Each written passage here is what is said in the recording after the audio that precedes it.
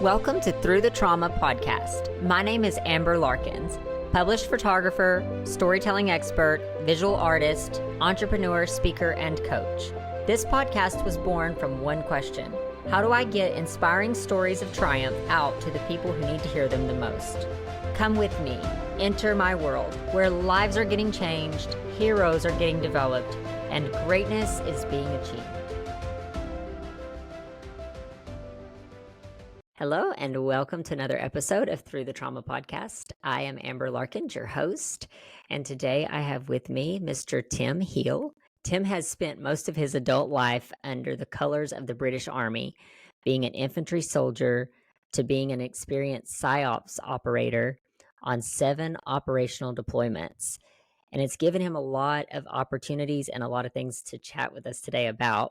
He has spent 8 years as well in the Army as a unit welfare officer for London Central Garrison and has taken part in all the ceremonial duties in London during that time.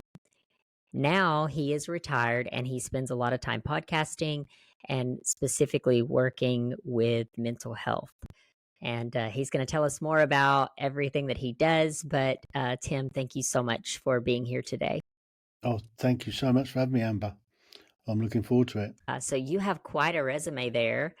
Would you like to add anything else to kind of what I have already extensively said about you? Well, I'm not sure that you could actually relate to some of the things I've seen, but we'll brush over some of that stuff. I don't want to give too many gory, horrible stories to your listeners, but for enough to say that as an infantry soldier on the front line, I have seen a little bit of action in the past. Mm-hmm. Mm-hmm. So, for a civilian like myself, who has never been subject to that, only having interviewed a couple different veterans, people that have been in wars and things, I can only see things through their eyes. I do think that there are people that we pass on a day-to-day basis that we see every day, and we have no idea the amount of trauma that they have seen coming out of the military. Yeah, well, if I take you sort of back to the start of my career, I mean, I was born at the back end of the 50s.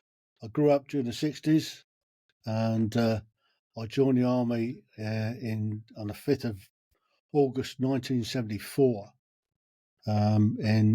as a junior soldier in the Royal Anglian Regiment, and I did my basic training, which was pretty brutal. To say that we started with a platoon of 100 and we passed out with 25. That was the attrition rate, which was quite something back then. And my first posting was off to Germany. This was at the height of the Cold War, which was good. I mean, it taught us to be functioning alcoholics, basically. It was a proper drinking culture back then. Not so nowadays. I've seen an awful lot of change over the years. But I did my first operational tour of Northern Ireland in 1977 at the age of 19. And that's when I saw my first real horror, my first dead body, really. We were on a patrol and we came across a guy that had been kneecapped and tortured and had his throat slit. And that was quite a gory thing to see at the age of 19. Did a couple more tours of Northern Ireland over the years. And then in the late 90s, I suppose, I mean, during the sort of the 80s, 90s, we had the Falklands War in 82. I was in Northern Ireland on a 2-year posting for that. We were getting a particularly hard time in Northern Ireland. Then during the 90s, we had the Balkans kicking off, and there was a few bits and pieces going on there. And in 1999, I transferred across to 15 UK Psychological Operations Group and became a PSYOPs operator. From there, I did the first deployment to Kosovo at the back end of 1999. And I spent the best part of a year in Kosovo on 2 tours. And on that particular tour, one of the roles that I did as a PSYOPs operator, we were working in the office next to the media ops. The media ops team would, if there was an incident, crash out, call the journalists and take them, and they would be the single point of contact on the ground between the journalists and the commanders on the ground. Their driver got extracted from Kosovo on a compassionate. They didn't have a driver that could drive their secure fit Land Rover, which had secret signals communications kit in the back. I had that qualification.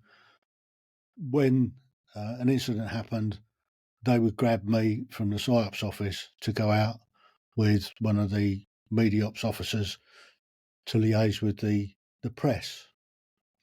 On a couple of occasions, we crashed out to the mass graves that they'd found. And as we were on the ground, we had to bear witness to some of this. And what they don't tell you and what you don't see, I mean, they don't often photograph it that goes out in the press, but it's not the images as much, it's the smell that goes with it.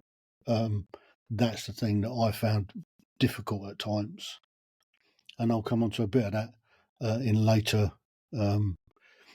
operations. So I've seen some horrors in Kosovo, which has affected me a little bit. Then in 2001, I was in Macedonia on the Task Force Harvest, which was the weapons collection. And during that operation, 9/11 happened. 5 months later, I found myself in Kabul.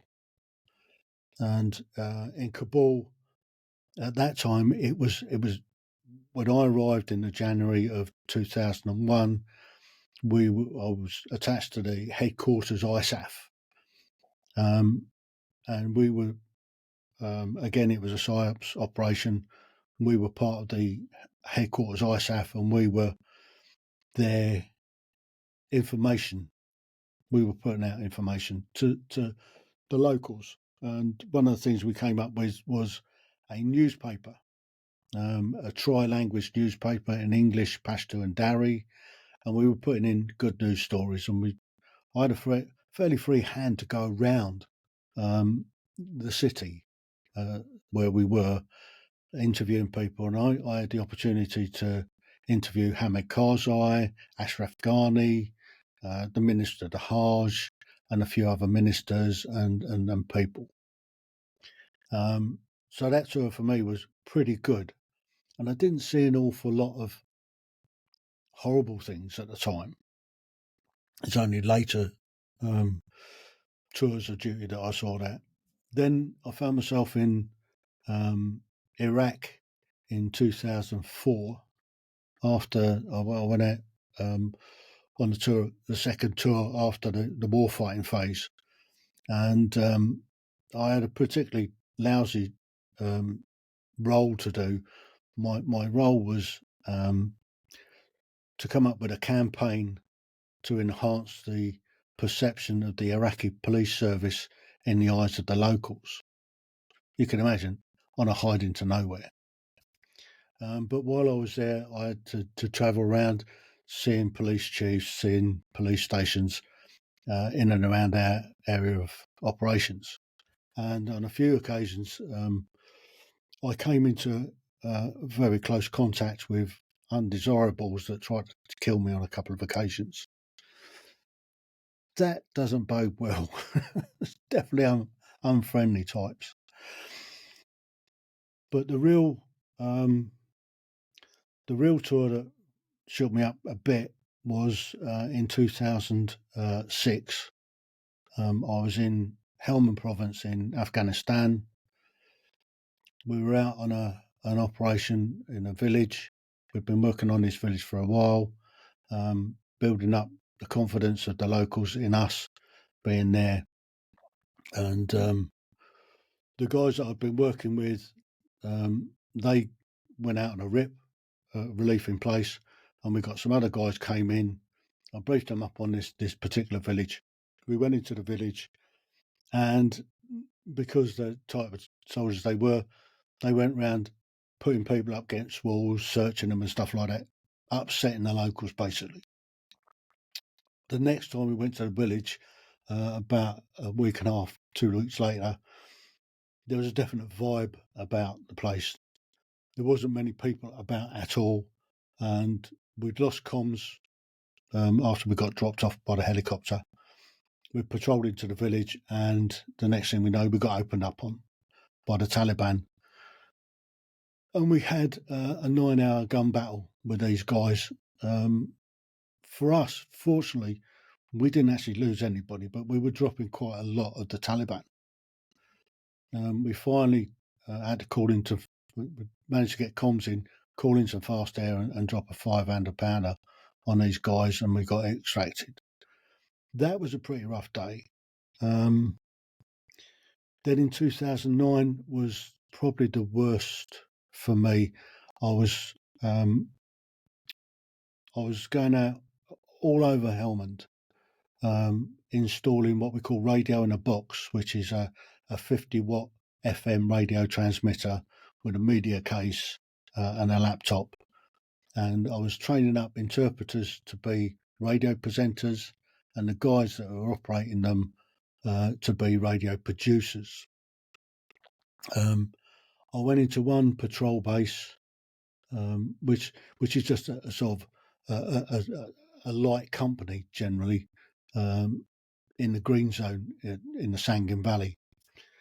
And I worked there for a couple of weeks with a mate of mine that I'd spent time skiing with that previous winter. And I was due to go out on a patrol with these guys to go to a village elder to get some recording done. And because of the nature of what I was doing, trying to get helicopters to lift me around was quite difficult. I got a message saying that it's a helicopter coming in to lift me out about an hour before this patrol was due to go out. Fortunately for me, I got extracted, but the guys went out on that patrol anyway, and they were all killed. Basically, they got blown up and killed. That shook me. That shook me up a lot. That it could have been me. It wasn't. Gone through the whole survivor guilt piece. I've dealt with it, but it's still raw and tough. And this is back in 2009. So for me, that is one of the traumatic things that's happened. It made the rest of that tour quite difficult. There was a communique come out, or a memorandum come out, saying that if you don't need to go out on patrols, don't go out on patrols. I was in Sangin, the big patrol forward operating base in Sangin,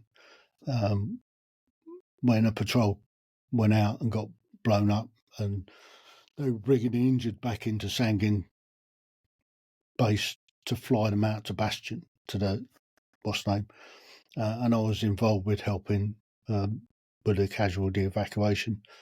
And it's not a lot of fun seeing people with limbs missing. What they don't tell you when you go through the training is it's the smell.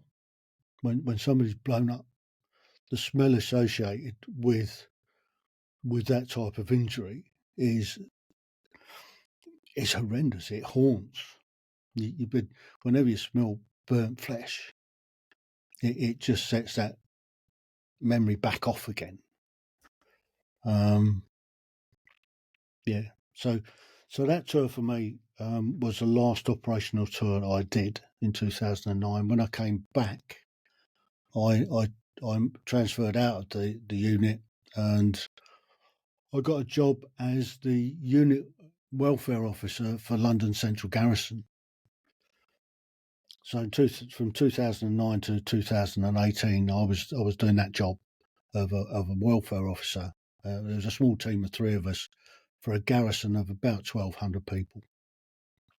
When you were doing this, when you were doing this Yeah. with the like you transitioned, was there a time of healing or a time of therapy, or was there given any space for you to kind of process everything you had just seen? Not really. Once I became a welfare officer, things have started to change. While I was on operational tours, I saw it once firsthand. I was in a patrol base in the Sangin Valley where the Marines were operating, because I deployed out with the Royal Marines for 3 Commando Brigade. And a few days before I got there, or a couple of days before I got there, there'd been an incident where some guys got blown up.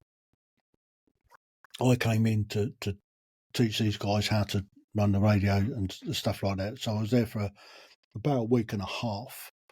And on the same aircraft that flew me in, flew a trim team. Now, trim is what the military came up with.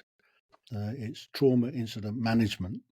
And the way that works is that a team comes in 72 hours after a traumatic incident has happened.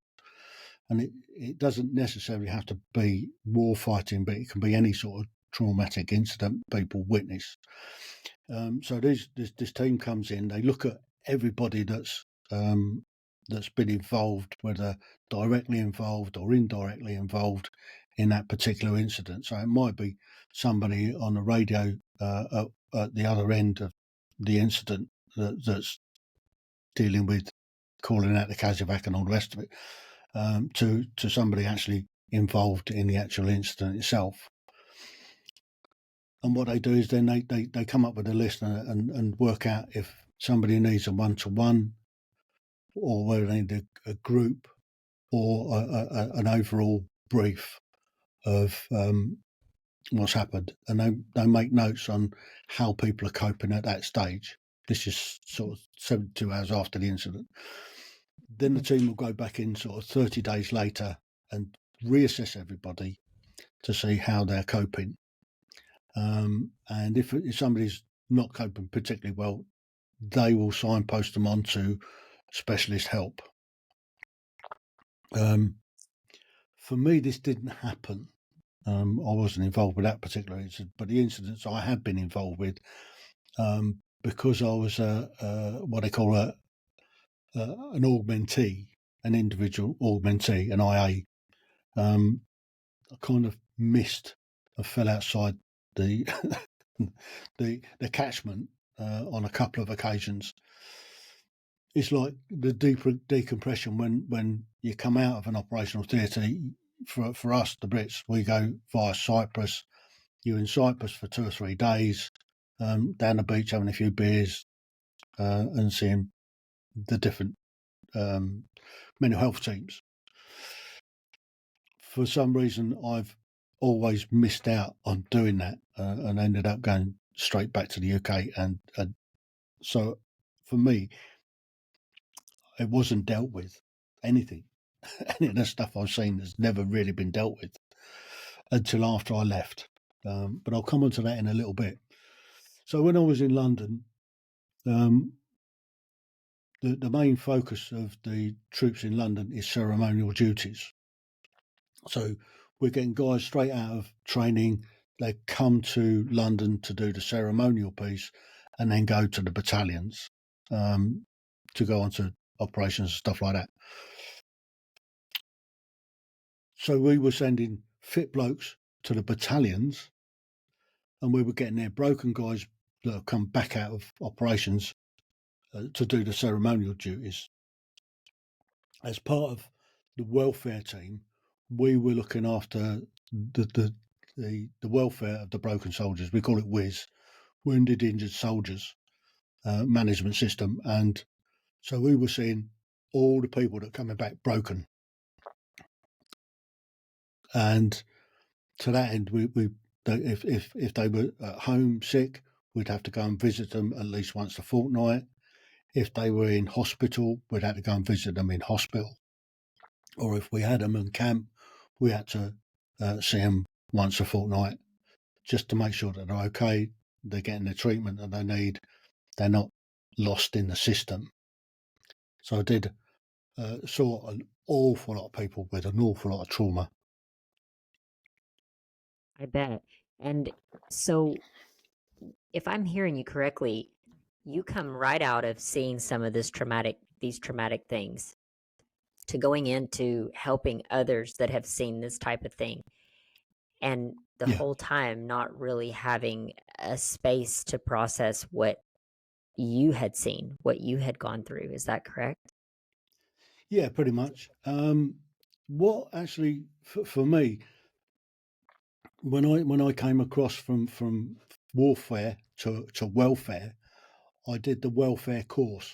So there's a unit welfare course that you do that covers all aspects of welfare. It's part one, which is a 2-week course, and then there's a part two that you do once you've been in the job for about 6 months.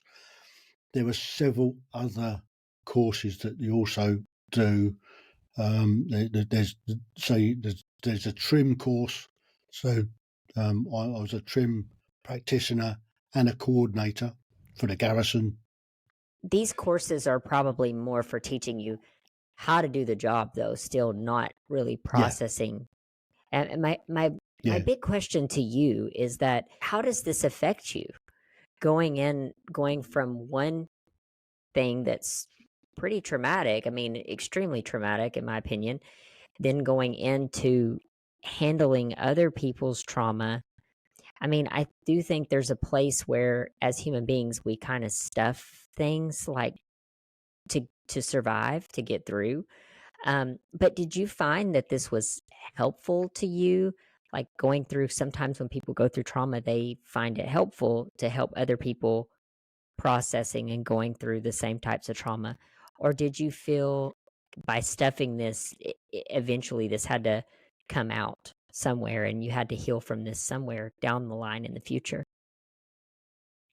For me, it was kind of it's the way that the British forces do things. We train hard, fight easy.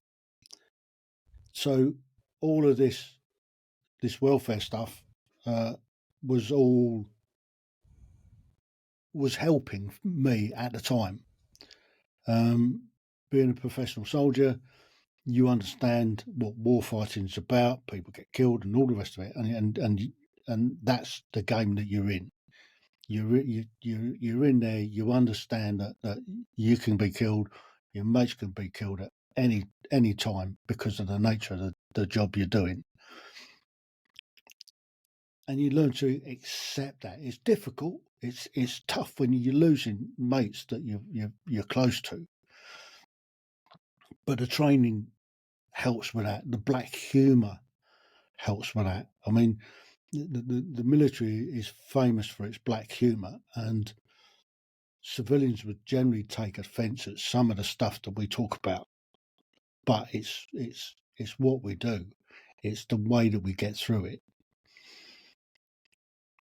For me, doing the welfare courses, um, and understanding the processes of trauma and how it affects different people helped me at the time, because I was in there day in, day out, seeing people that have come through different traumas, different stuff.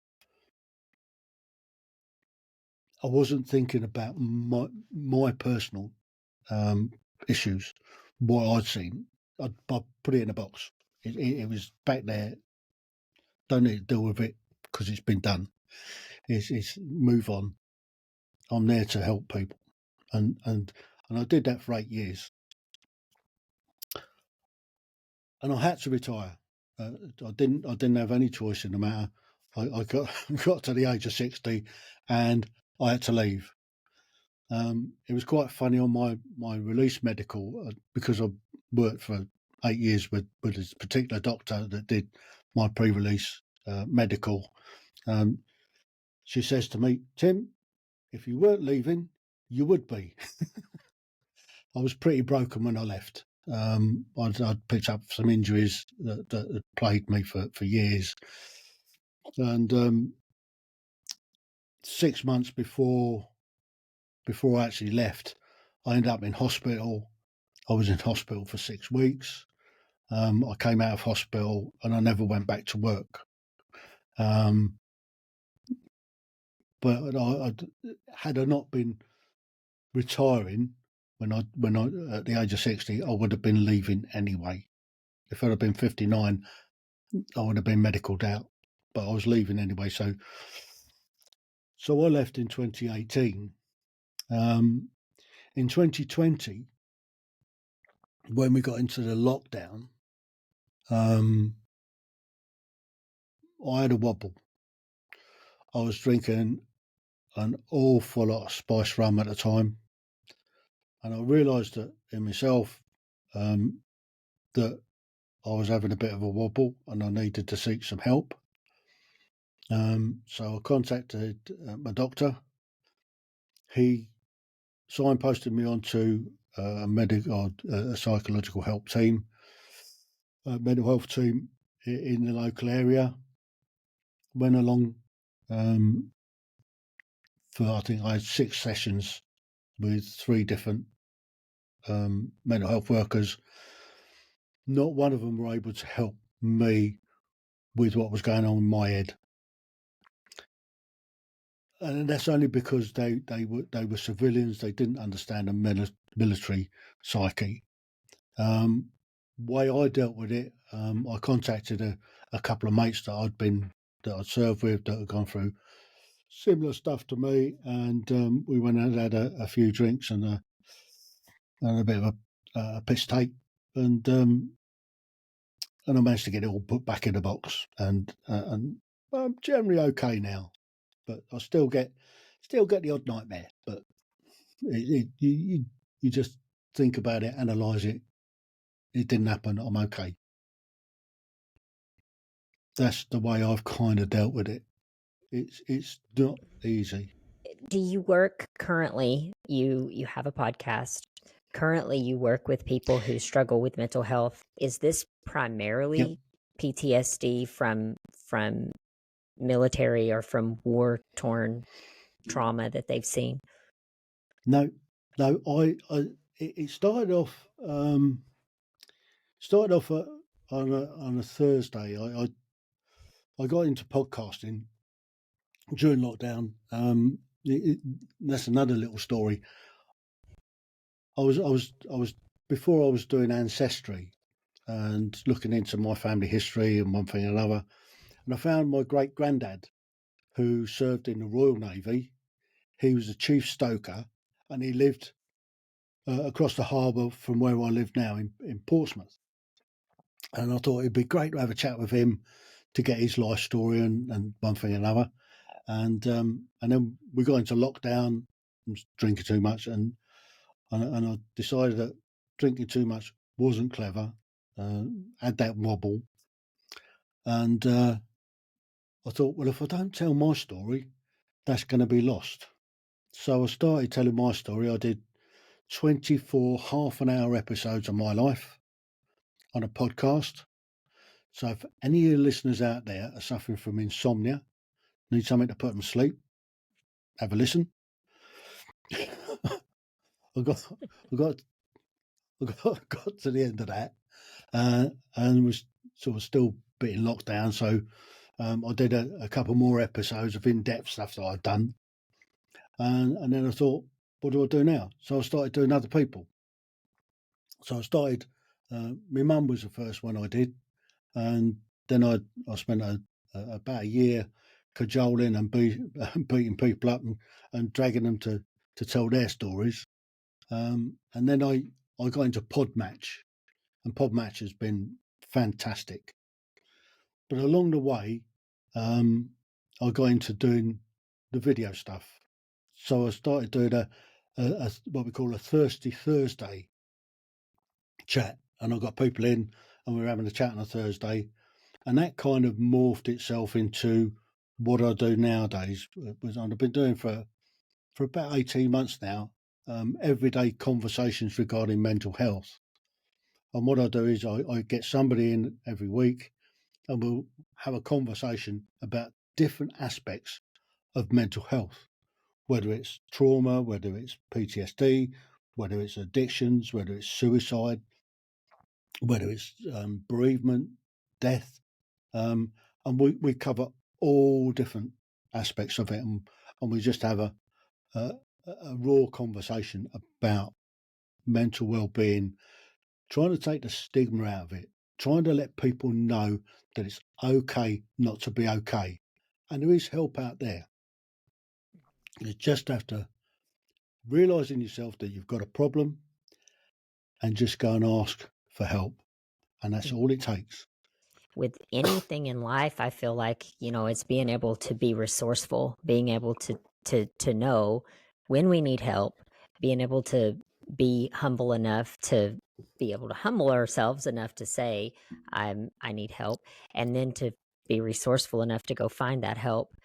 And I think what you're doing is a beautiful thing, because I often say this to people that come on my podcast, and that I talk to specifically about this podcast, is that you don't know someone's story until they start talking about it. Like, you could look at me and you would never know my background or my story. I could look at you and I would never know your background or your story until we start talking about it. And my my big concern is that a lot of times when we're going through things, we feel so alone. We feel like there's no one else that can relate to us. Whatever type of trauma it is you're going through, you feel like I'm by myself. No one understands. But there are people who understand. And the beauty of our technology age that we're in right now is that we have the ability to connect with people all over the world who have been through things that are very similar, if not somewhat identical, to the things that we're struggling with as human beings. So I think what you're doing is beautiful, because you're bringing awareness. Like you said, you're getting rid of the stigma, and you're giving people a place to share their voice and to share their story and to help others who are listening.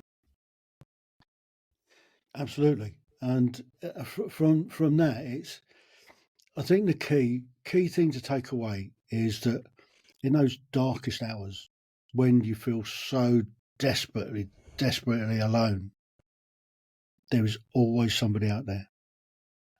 And the key for that somebody out there is, if somebody does reach out to you, or if you say to a mate, "Are you all right?" and they say, "Yeah, I'm fine," and you know deep down that they're not, and you ask that second question, "Are you really all right?" and they start to open up, the worst possible thing you can do is mug them off at that stage. If you ask that second question, "Are you really all right?" and they start to open up, give them that time. And all it takes is sometimes is just that ear to listen. Remember that you've got two of these, one of these, use them in that proportion. If somebody starts opening up and telling you they're having troubles, listen, give them that time. Sometimes that's all it needs to square somebody away, to help them. Or if you can't help them, then point them in the right direction. But it's crucial that if you open that can of worms, stick with it. Just give them that time. Because the worst thing you can do is say, "Oh, sorry, I haven't got the time now," and bugger off. or if you haven't got the time, don't ask that second question, or if you have, then find some time or put off what you were going to do. Because the last thing you want to do is mug your mate off, and the next thing you know, you find him hanging in the garage, or he's blown his chest out with a shotgun. Because that's the reality of mugging somebody off. Yeah, because someone could feel alone in that moment, and then if they do humble themselves enough to open up, then they feel super alone if they've been shunned. And I think a big problem too in our modern culture is that we're so busy that a lot of times we ask, "How are you?" But sometimes we don't really want to dive into like someone's issues. And I think that's the beauty of a platform like this, where you can connect people. Like maybe if you can't be that person for them, you can at least direct them in the path that for someone who can. Because as humans, we're we're multifaceted. We have a lot of different things, but we're not experts in everything. And once we No. get past that idea of like just being able to hear, just being able to like empathize and be there for them, like we're not an expert. We can't pinpoint their trauma. We can't help them. We're not therapists, but what we are is conduits. We can connect them to who can help them. And I feel like that's the beauty of a platform like this, is that you have resources where you can connect people.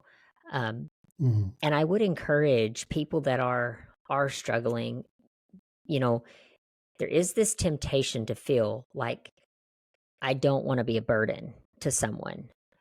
But you if your mental health is struggling, there is I guarantee you the people that are close to you would much rather you be a burden to them than for you to commit suicide or go off and do something crazy where you end up putting someone's life in jeopardy.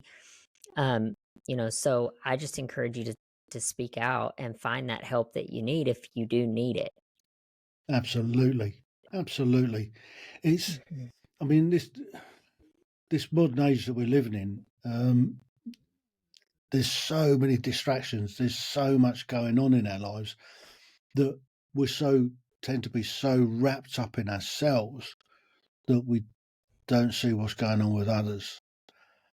And it's important to see what's going on with others. It's particularly your friends, not so much your families, because let's face it, you can't choose your family, and lots of families have their own issues. Um, lots, I've seen lots and lots of people that come through with childhood traumas that they've been carrying all their lives through abuses that have gone on in their childhood from their family. But you generally find that when you find real true friends, they will stand by you through thick and thin, whereas sometimes your family probably won't. That's not all families. Just put that out there. Some families are really close, and yes, they would, but there are other families that just don't know how to be parents, don't know how to be siblings, and but the key is that there's always somebody that you can turn to, Yes. and Yeah. you are Do wanted, you no matter how desperate you get. And it can take a bit of time to realise that people do love you. There is somebody out there that cares for you, and it's important that you first realise that in yourself that there's not something. If there's something you feel that there's something not right with yourself, the sooner you can sort some form of help, even if it's just a chat with a mate, the easier it is to deal with. The longer it festers and goes on, the harder it is to deal with. Mhm. Yeah, totally agree. And even if you are in a place where you feel completely unloved, like there's no one there, that you feel completely unloved, you have to also know that you are a human being, which means that y- you have a brain to think, you have a purpose while you're here on this earth. And as long as you are here, as long as you're here, you have that purpose to execute. And there's someone, there's someone that is aligned that needs you. And I think sometimes if people know that they are needed, it I think when you get into that dark space of like, I'm not loved, I'm not needed, what's my purpose? What's the reason I'm here? But just simply knowing that you have a purpose and finding that purpose, like that takes some time. It takes some meditation, maybe journaling, maybe, searching that out. But just simply knowing that you have a purpose to execute while you're here. And there are people that when you do move out of this dark place, I have had a dark place in my own life where I've been suicidal. And when I moved out of that place, now I'm doing something that is impactful. And I feel like we all have that. It's part of our human experience. And it's like once you move out of that, there are people just they're waiting. That's the journey of life is ups and downs, and we're going to experience downs. But when we're on those ups, it's our job to reach down and help those that are in the downs. I want to encourage people to really think through things like that as well, because you are needed, you're wanted, you're loved, and life can be a very beautiful place once you realize that purpose and you start fighting for that. It can be a I beautiful find thing. if you can change your mindset as well. Mhm. My mindset is that my cup is always half full. Always look on a positive. Never, never sort of let the negative thoughts rule what you're doing. Always have a positive mental attitude.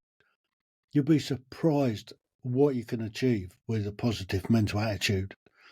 Always go out with your glass half full to overflowing, and and and look at life as a challenge that you can just go and have a lot of fun with life. There's so much stuff out there that you can do that is fun, and I think that's something that we're missing nowadays. Is there's far too many people trying to take the fun out of life. I encourage people to like when you think of positive thinking, and I think that's very powerful. We are what we focus on.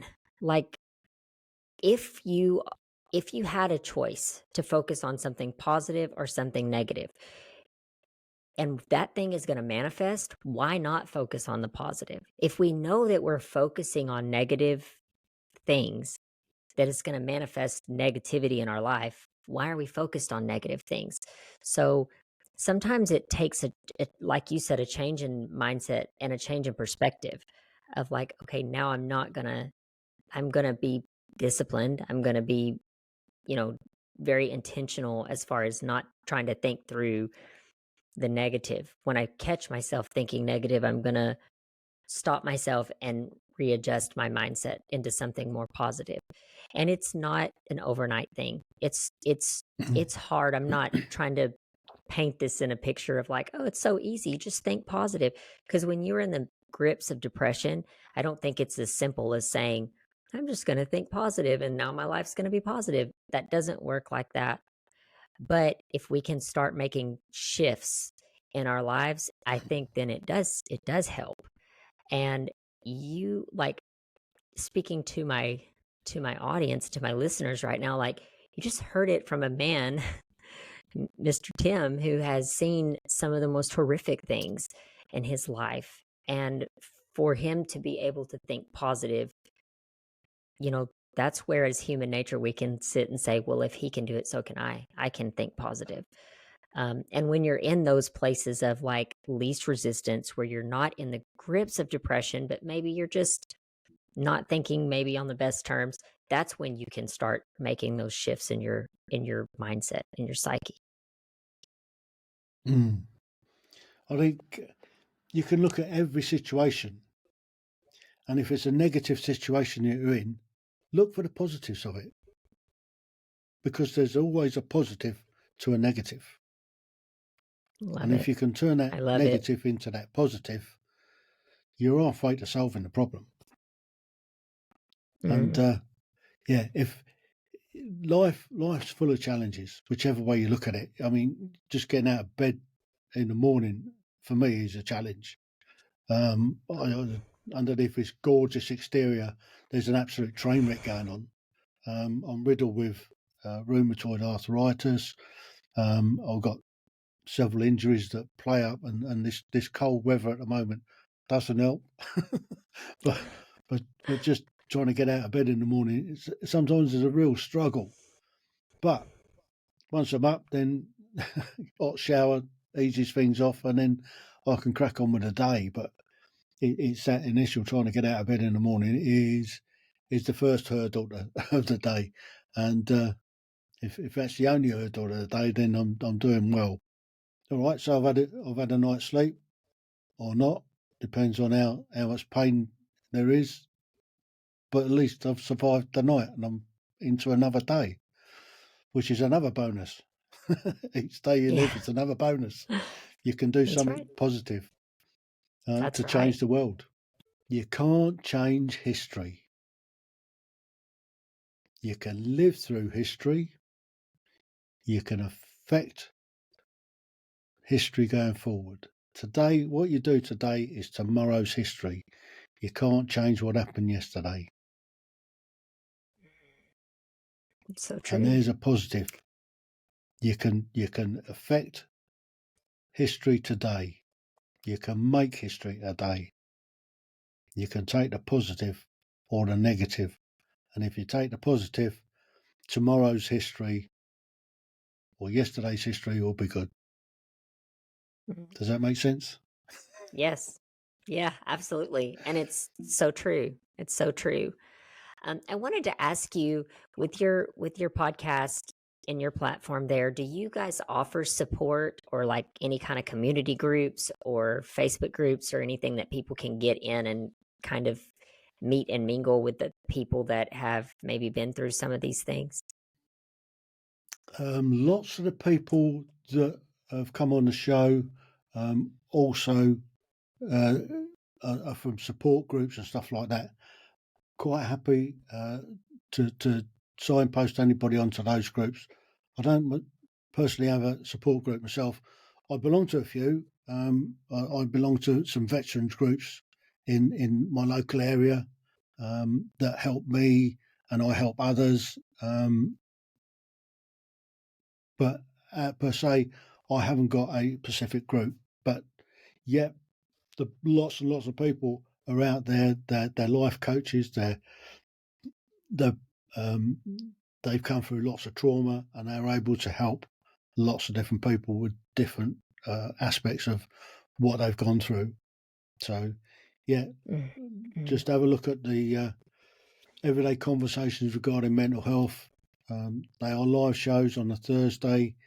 They're all up on YouTube to watch back, and they're all available as a podcast as well. So once we finish the show, then I take out the audio and put it up as a podcast on all the popular podcast apps.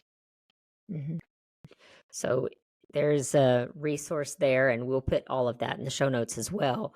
But for those that maybe missed the show notes or just listening, can you kind of tell my audience where they could find you, find your podcast? Yep, if you go onto YouTube, you could type in everyday conversations regarding mental health. If that's too long, type in Tim Heale 9 and my channel will come up. And there's a lot of other stuff on there besides the live shows. There's Ordinary People's Extraordinary Stories, and I've interviewed some very extraordinary people. How long have you been doing the podcast? Your A little podcast. over 3 years now, 3.5 years, something like that. It's awesome. So That's going into yeah, my 4th year. nice. There's about 500 odd, getting on for 600. podcast, I guess. That's Lost awesome. count. Well, you have quite an extraordinary story. Um, and I know we're kind of getting there at the hour mark, but I do want to leave some space here to just, if you have any kind of final closing thoughts or notes that you'd like to leave with my audience, what would those be? Well, if you don't take anything other than this, it's okay not to be okay. There is always somebody out there that will listen. There's a ton of places where you can get help. The first thing you have to do is realize that you have an issue to start with. Once you understand that you've got a problem, that you're okay not to be okay, then you can move forward positively. And I think that's the real key message that we're trying to get out there. There's no stigma attached to mental health nowadays. Everybody has some sort of mental well-being issue. Mm-hmm. Don't care who you are. Everybody has a drama in their lives, and you're not alone. You've definitely left us with lots of positive vibes, and you're a remarkable human, and what you're doing is amazing. And I'm grateful that you come on and shared your expertise and your story with us, because I'm positive that your story impacts many. And those that have maybe been through similar things, or those that of us that know people that come back from these horrific things, and we never know the extent of what they've experienced. So it just opens our minds a little more and helps us to empathize and be there and come together as human beings and just love each other.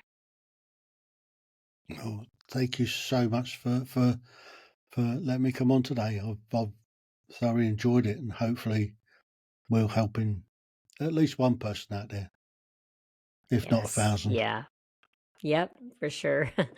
Well, Tim, thank you so much. I appreciate having you on, and I just very very grateful for you. So thank you for coming.